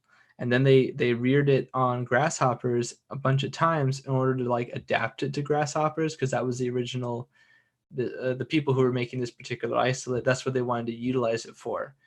But they ended up finding that it worked on a whole bunch of different plants, or I'm sorry, of insects. That's really cool. I didn't know that. Well, is there any other ones you think that maybe keep you up at night, or you're terrified of, or ones that you're kind of waiting to see really take off on the industry, or ones that people should be aware of? I did already mention the spotted lanternfly, but I guess it bears repeating. And I do have a video coming out on it. I know of research reports that show Lycorma delicatula, the spotted lanternfly, feeding on hemp in China in the 80s and in the 40s. And there's no reason why that would necessarily be true now. And as it becomes an invasive in the United States of America, it's already cost like double-digit millions of dollars of damage, and is expected to do a lot more, and especially more in places where viticulture, so growing grapes, and I think avocados are another problem, but cannabis is the big problem too. And in these hemp fields, like, it's just, I think it's going to be a big problem for a lot of people. And we haven't seen it yet, so it's I think the responsible thing to say is that it's still speculation, but I think it's reasonable speculation based on research, if that makes sense. Absolutely. There's also not a whole lot of biocontrol agents, so like there's definitely like chemicals that you could use, but nothing you'd want to use on cannabis. But we do use it in other crops, so that's kind of the other thing, is that specifically for cannabis, you know, some of those compounds are just not going to be, like, you just cannot use them. And so we will have that problem for people trying to grow, you know, organically, as they should. That's really crazy. So what are some of the upcoming videos and content you got coming up? You talked about a couple of the topics, but what is some of the other stuff you're working on? I recently finished a manuscript for a journal that's coming out in a plant science journal, a phytopathology journal, that's on the cannabis pests of the United States of America. Microbial and arthropodal pests was in the title. That's what it was. And in it, I kind of talk about some incidental pests, or at least I did in my first couple of drafts. I think that I took some of them out now that I think about it. But there are some pests that are like kind of regional to the United States, and like different parts of the United States that I've seen. Like one of them is the buffalo tree hopper, and there's two Stictocephala species. One of them is the Stictocephala bisonia, which is the bison, the buffalo tree hopper, and then the other one is Stictocephala finahi, was it? Or no, that's a sharpshooter. But anyways, the point is that one of them has like a point, or one of them has like 2 points that look like horns, and the other one's got like a smooth head.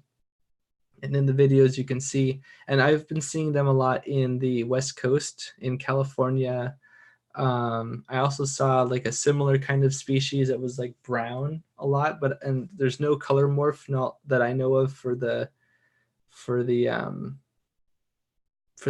two species. So that was probably a different species that's either unrecorded or it's part of some journal that I've never seen before. And the big problem with it is that it's a lot smaller than the spotted lanternfly. It's like I don't know, like 6 millimeters, 6 centimeters, no, like 2 centimeters long or something as an adult. And they feed on the plant, but they don't cause a whole lot of damage. They do when they go to lay their eggs. So they have this egg laying like organ, this ovipositor, and it's like a blade.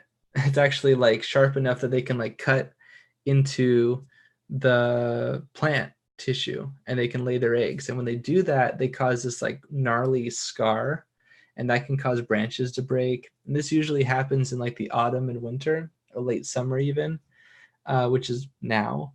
And I know people who are currently suffering from these pests that are kind of like an incidental pest, not really a problem in other agricultural crops for the most part, but except for grapes maybe. But yeah, they're a problem here in cannabis cultivation. Yeah.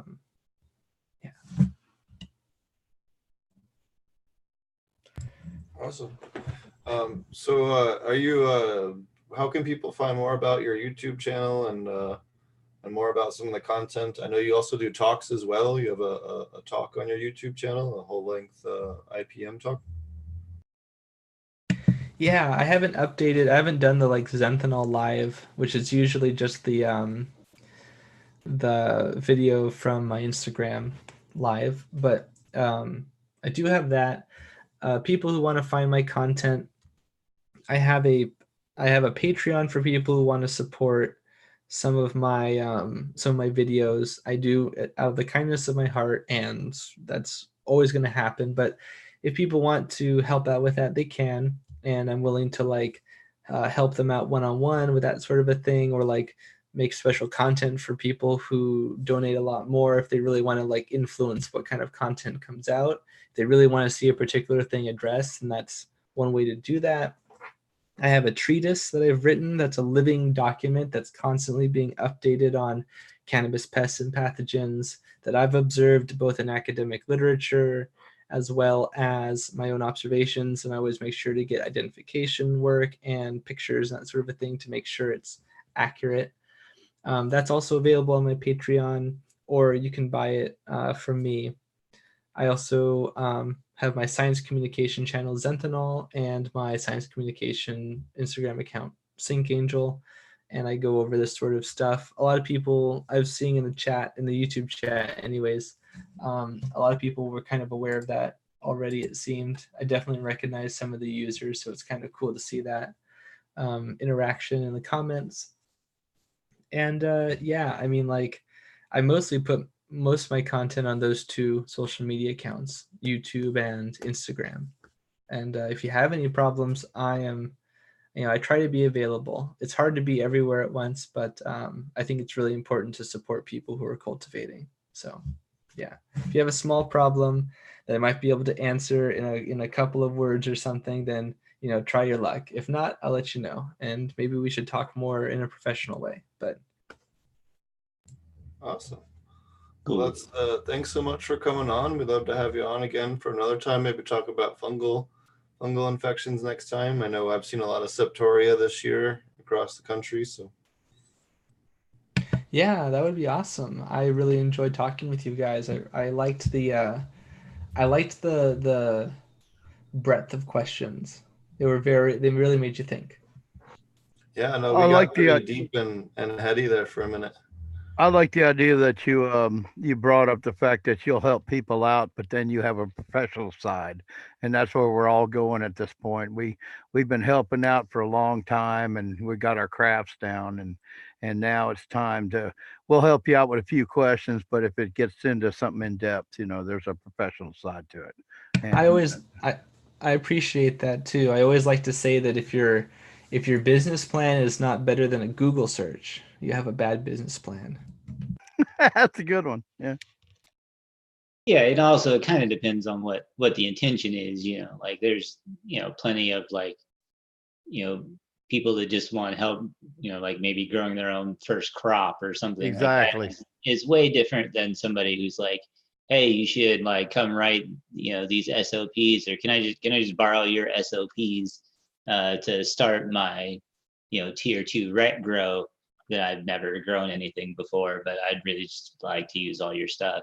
Well, you get these folks that have Yeah. never grown anything and they come in and they want to say, I'm going to start a grow with 10,000 plants. I'm getting in the industry. What do I do? what what do I need? That kind of Well, I'm thing. going to That's spend $2.5 million and not know I need to switch the plants to 1212. Seen that? yeah, Right. exactly. That's it's just crazy. It's like I love the best thing I heard in the last few months, even though it's getting redundant now, but when they said Oklahoma was like the Wild West. That's pretty funny. Yeah. And it is. I mean, but It is. So, alrighty. Well, I don't want to tie up your whole evening. Thanks so much for joining us, and we'd love to have you on again another time. Thanks for having me. I really appreciate it. And yeah, if anyone has any questions, just feel free to reach out. I appreciate that you guys are similar. That's really cool. Awesome. Yeah, feel free to hang out, dude, man. Yeah. Run off if you don't want to. hang out and shoot the shit. Yeah. Pretty much every panelist besides me and Steve started out as guests, and that's how it went. And they haven't been able to get rid of me. So here I am. Keep trying. Keep trying. I'm just kidding. Marty, what's up with you and your grow? How you been? There's Marty right on cue. Good hit, man. Yeah, well. So what's up with me? Let's see. Like everything should be here. Tomorrow's Friday, right? Yeah. So everything will be here tomorrow when I get off work to start like completely doing the exterior of the flower room in the garage. So that'll be 20 by 20 basically. So that'll be pretty cool. So I got everything from like, well, we still have to cut holes in the wall for all the ventilation and stuff, but all the electrical's in, all the lights are in. So now we're just gonna basically seal everything up, put up all the fans, all the electrical's put in for the fans and lights and everything. So that's all done. So once that goes in, then we can build the aquaponic system and start it cycling. I'm trying to get Caven to sell me some media, so hopefully he'll email me. I don't know if he's watching, but if you guys watched a few weeks ago, or was that last week? I don't know. Last We week. had Caven on from, what is it, Symbiotic? Symbiotic aquaponics. Yeah. Yeah. So he was a cool guest, had a lot of fun on that show as well. If you want to check that out, he talked about some different media he had that he makes himself there in Oklahoma, right? Yeah. Thanks again. I think Matt's got to run. Yeah. Or at least in chat. Thanks To be again. honest, for joining us, Matt. To be honest, I can keep going. Okay. I mean, like I don't know what the standard operating procedure is. So You can hang out you're welcome and we're to going to hang. talk and you can inject and ask questions of Sure. us. Yeah, for sure. So I just didn't I just misinterpreted your chat. That's all. No, it's all good. So that'll come together. Then I can put together the aquaponic system like we talked about. There's some plans in it. That's gonna be exciting. I'm trying to get some media from Caven. That's who I was just trying to poke at live. Yeah. So hopefully he talked about this different media because obviously there's hydrogen, which he is round and is expensive. And so he talked about how they set up this way to make their own, because they have tons of clay there locally, so they make it right in Oklahoma. And so I'm trying to get him to ship me a shit ton of this media. And so he's just working on getting the shipping for me. So he's probably working very hard, and I'm just poking him for no reason other than my own entertainment. Well, it's kind of cool. It's kind of cool because it's just about having red clay and putting it in the kiln. So yeah, he says he doesn't normally. He only sells it with his system. So maybe we can leverage him into, making it available to sell. I think if it's that much better and it's sourced in the United States and can be even competitive in cost, then shit, why not? I think one of the coolest things was he said that his, so because it basically comes out to being expanded clay again, but he made a claim that his contained minerals even after being fired, which I don't know, because hydrogen is inert, and hydrogen's inert. So right, but that could be a problem though, because you don't have any control over leach rate. And well, yes, I don't know. To me, that means I don't have control over nutrients. I think you might want to just look at it and see, be like a thing to do a test thing. Like maybe Marty, for you to, hey, I love the idea with it because I've got a bunch of clay, and you saw our interaction. I'm going, well, I've been thinking about making bricks out of mine, but I would think if you fired it in a kiln, it would kill everything. But I don't know. I mean, he's claiming that he's getting minerals even out on the after side. So I understand what Steve's saying too, is that you don't control the leach rate, and I kind of know already what I'm going to get with hydrogen, but there was a time when I didn't know what I was going to get from hydrogen, and it's not completely ideal, So he talked about how, because his is elongated, it has more surface area, so it's more shaped like a bean instead of completely round. So I do think that there are just cool aspects of it, and like I said, there was a time where I just said, fuck it, I'm going to buy a shitload of hydrogen and lava rock, and that's going to be my media. And I didn't know anything about any of that then, other than just shit that I'd read online. So, for me, it's not, it's a leap, but it's a leap that I'm willing to take if it all works out. I mean, obviously, if it's a big pain in the butt for him to ship it here, it's going to be stupid expensive for whatever reason, then I'll probably just do lava rock and hydrogen. But so that's really the last thing that I have to purchase is media for the flower room, and then we'll have all that set up and online. So that's going to be awesome. And we have a class coming up at your place, right? Yeah, so I'm hoping to at least have some plants in for a few weeks by the time you guys get here. So if I can get it online this weekend or even the beginning of next week, then I'll have plants in it right away, because I've got some ready to go.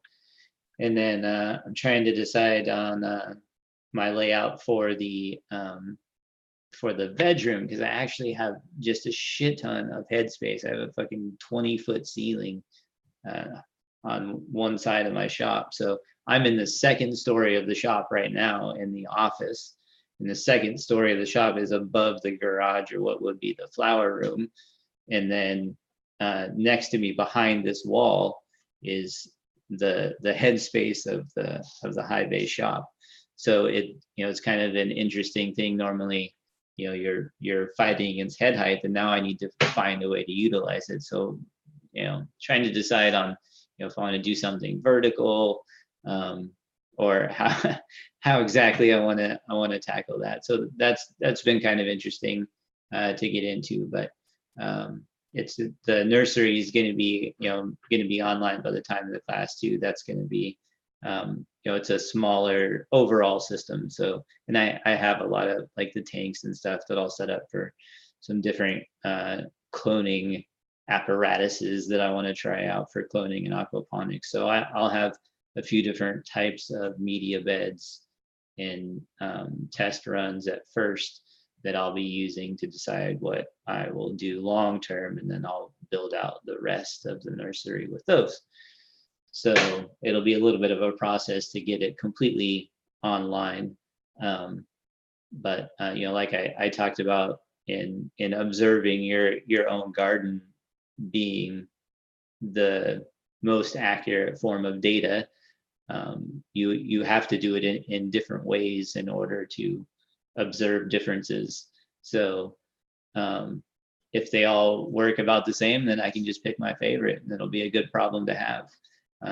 But the way I look at it is, if I do it 4 different ways in 4 different media beds, and even one of them turns out to be any remarkable percentage higher, then I can build out the rest like that. So that's kind of the overall plan. So I want to get all those set up and online, and those won't be large systems. They'll be small independent systems. So they'll be easy to get set up now that we've gotten a lot of the other harder stuff done, like getting all the electrical switched over to 220 and stuff like that. So that's what I'm doing. Shit that's not growing plants, which is a little frustrating, but it's preparation for growing a shitload of plants, which makes it tolerable. Sweet. What about you, Roger? What have you been doing? This isn't, Well, it's funny. We're this doing isn't the a same reflection. kind of. Oh, sorry. I was just gonna say I do actually have somebody who wants to hang out, so I will dip out. But I really enjoyed, and I'm just gonna say, see you next time. All right, cool, man. It was I great tell having you, people- Matthew. I can't wait to talk to you again. You want to Yeah, tell great. people how to find you one more time before you take off?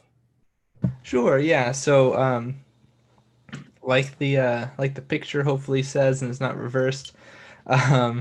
You can find me on Instagram at SyncAngel, and on YouTube on Zenthanol. It's the same channel account that I was using to interact in the live chat. And I will talk to you guys later. Awesome. Thank you.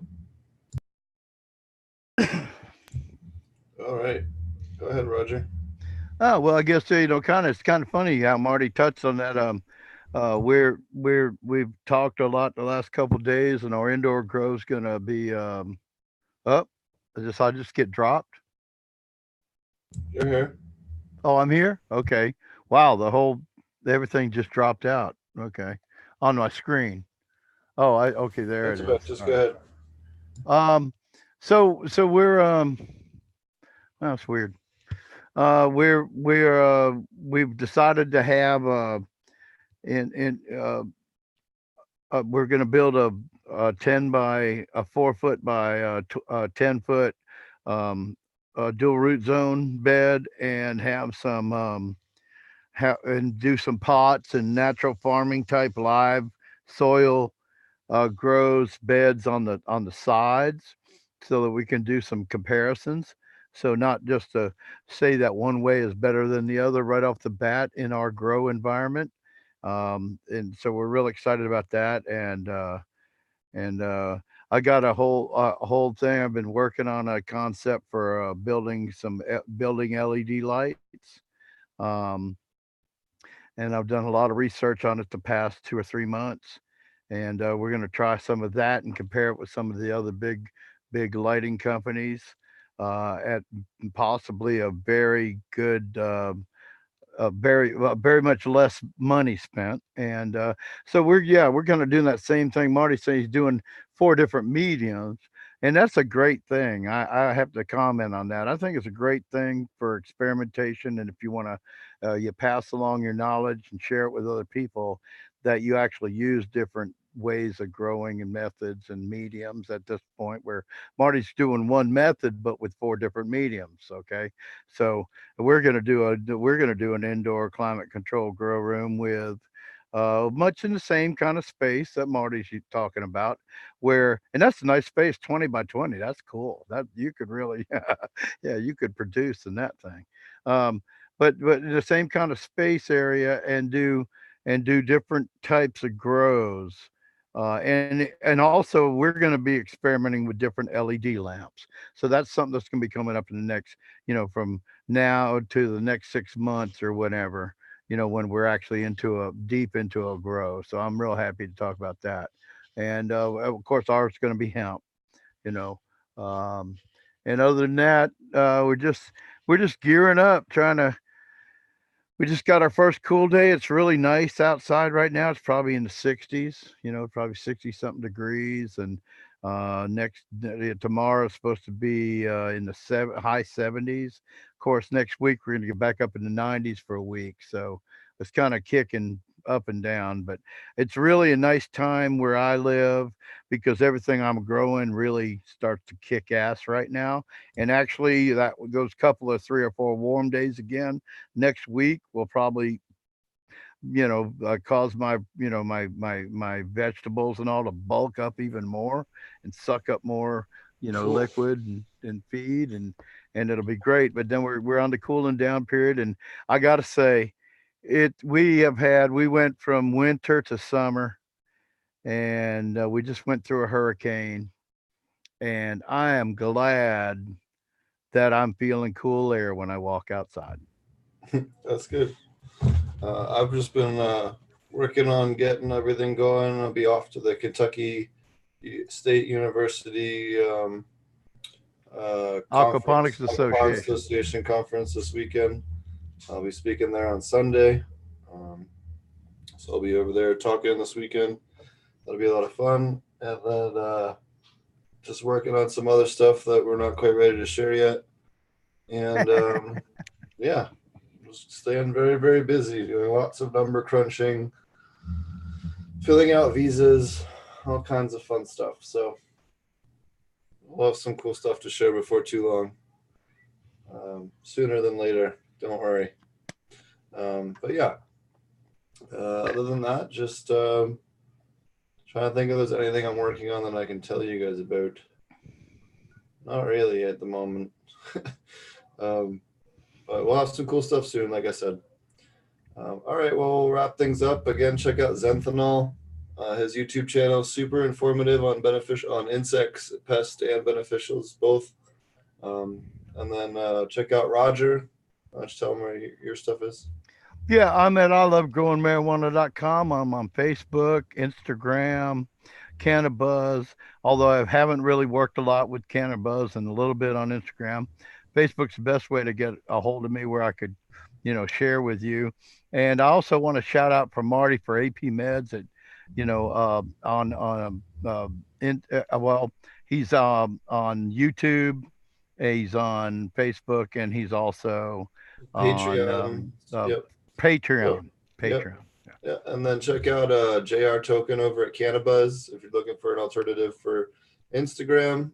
It's definitely a great option. You don't get banned over there. They're super chill, and it's designed around that whole concept. So yeah, and he's a pretty cool, down to earth kind of guy too. So I like that. Alrighty, and thanks a lot, Tara Lee Live, for dropping links and stuff in the chat, holding down the chat. I appreciate it. And we'll catch you guys again next week. Next week we have Easy Clone, and then we have a gentleman who's going to be talking to us about using thermal imaging combined with other advanced imaging software and imaging methods to tell deficiencies in plants before they ever show visually. It's going to be pretty cool. So we'll have some really cool content next week. We'll catch you guys again soon. Cheers. Good night.